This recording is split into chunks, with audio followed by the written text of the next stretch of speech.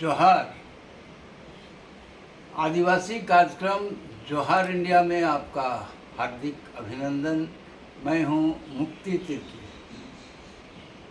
आज से करीब 40 साल पहले की बात बताऊं।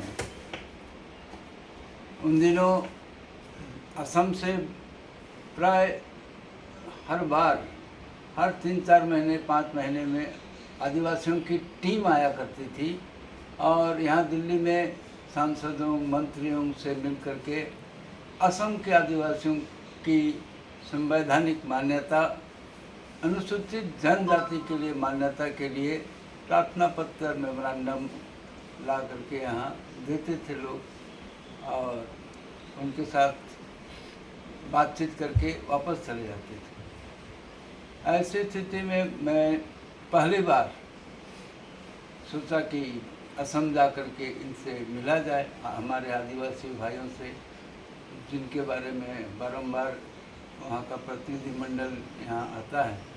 तो मैं मिलने गया। गुवाहाटी में उतर के सीधे तेजपुर रवाना हुआ।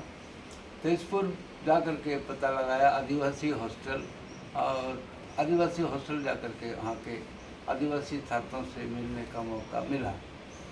फिर इसी तरह इसी विषय पर चर्चा तो हुई खूब, और फिर भी मैंने सोचा कि दूसरे जगहों में भी जा कर के आदिवासियों से मुलाकात किया जाए, कि चूँकि मैं पहली बार गया था, असम के बारे में ज्ञान नहीं था, लोगों से परिचय भी नहीं था। तो मैंने किसी से पूछा तेजपुर में कि अगर मैं दूसरे ज़िलों में जोरहाट या अन्य जो ज़िले हैं असम के, वहाँ जा कर के आदिवासियों को ढूंढूं कैसे। तो मेरे को बड़ा आसान तरीका बताया लोगों ने। उन्होंने कहा आप सीधे ज़िला के कोर्ट में चले जाइए, जिलाधिकारी के कार्यालय में, वहाँ के अदालत कोर्ट में जाइए और वहाँ वकीलों को पूछिए कि कोई आदिवासी वकील से परिचय करा दीजिए। तो हर जिला अदालत में आदिवासी वकील मिल जाएंगे। मैंने कहा वाह, ये तो बड़ा आसान तरीका। फिर मैं गया, इसी ढंग से 3-4 जिलों में गया और सीधे जिला के न्यायालय में, जिलाधीश के दफ्तर में, वहाँ के कोर्ट जा कर के पता किया कि आदिवासी वकील कौन है। तो हर ज़िले में उन दिनों आदिवासी वकील मिल गए। एक ढूंढो, कई मिले, 2, 3, 4, 5 वकील।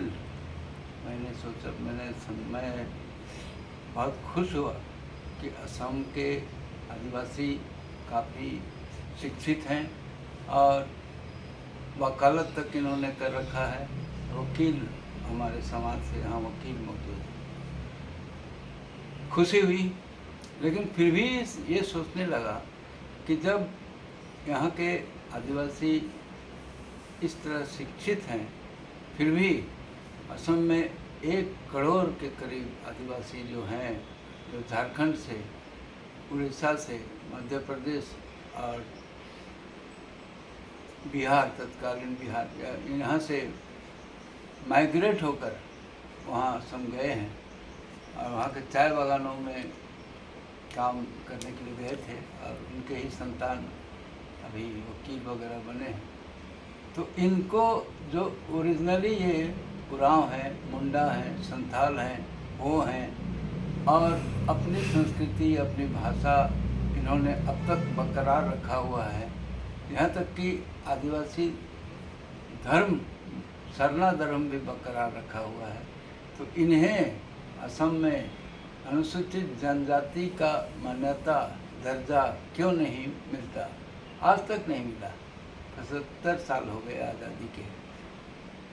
अनुसूचित जनजाति का दर्जा तो अपनी जगह है, लेकिन ये जो धार्मिक आस्था, आदिवासी धर्म, सरना धर्म को भी संवैधानिक मान्यता आज तक में नहीं मिली है। इस विषय में अभी 2 दिन पहले लोकसभा में, संसद में लोहरदगा झारखंड के जुझारू आदिवासी सांसद सुखदेव भगत साहब ने पार्लियामेंट में मांग किया कि साहब आदिवासियों ने क्या गलती की है जो आदिवासियों को उनकी धार्मिक आस्था से वंचित रखा गया है। आदिवासी धार्मिक आस्था को संवैधानिक मान्यता नहीं दी गई है, जबकि ब्रिटिश समय में जब गुलामी के दिनों में मान्यता थी और उन दिनों जो जनगणना होती थी तो आदिवासी धार्मिक और धर्मावलंबियों को अलग से गणना करने के लिए कोड था, जो कि आज़ादी के बाद ख़त्म कर दिया गया। इस मौलिक अधिकार के बारे में हम आदिवासियों को सजग होने की ज़रूरत है और अपने धार्मिक आस्था की मान्यता के लिए हम पहले तो सजग होंगे, जानेंगे कि हमारा अधिकार क्या है, तभी तो अपनी मांग रख सकेंगे। हमारे इस कार्यक्रम के द्वारा हम आदिवासी मुद्दों पर चर्चा करते हैं। इस कार्यक्रम को आप शेयर करें, इस कार्यक्रम को, इस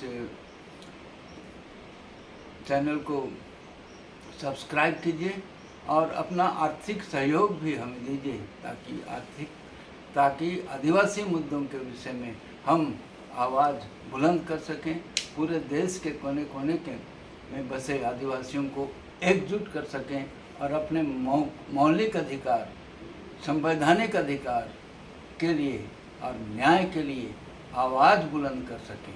हमारा मोबाइल नंबर नोट करें 8810300362।